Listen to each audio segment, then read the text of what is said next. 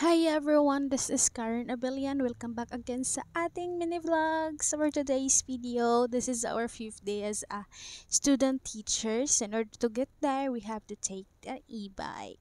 So this is so excited kasi na-excite na ako ngayon, unlike nung first na pag-i-stay natin is grabe yung kaba ko, halong kaba yun baka. Hindi ko kasi alam pa kung ano yung mga gagawin, pero ngayon alam na natin ang gagawin, kaya let's go.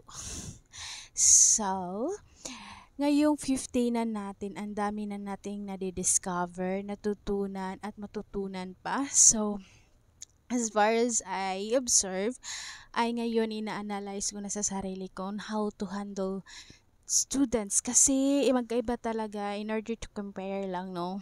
I'm not comparing the ano lang yung learnings na the behavior. Magkaiba talaga yung behavior nung during ng high school days ko at saka yung mga high school students ngayon. Kasi siguro dahil din siguro sa dumaan na pandemic, grabe yung gap nila, ng learning gap nila. So, ayun.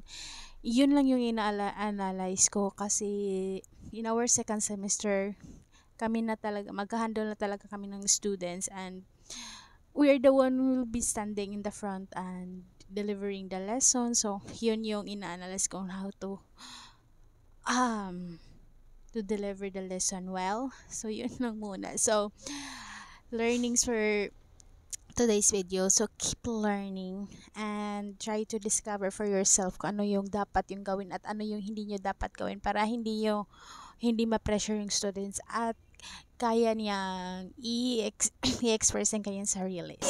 Second period, fourth floor.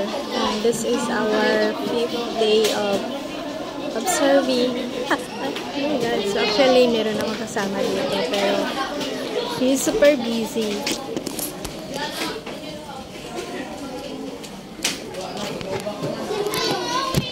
Busy as me.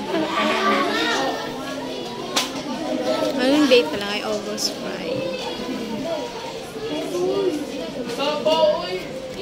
As a classroom observer, request a copy of one lesson plan of your teaching. Lesson plan pala to, shucks. Ma'am, pwede po. Wala pa may lesson plan. Choose a topic in any grade level of your preference. So, yan lang muna kasi mga bata.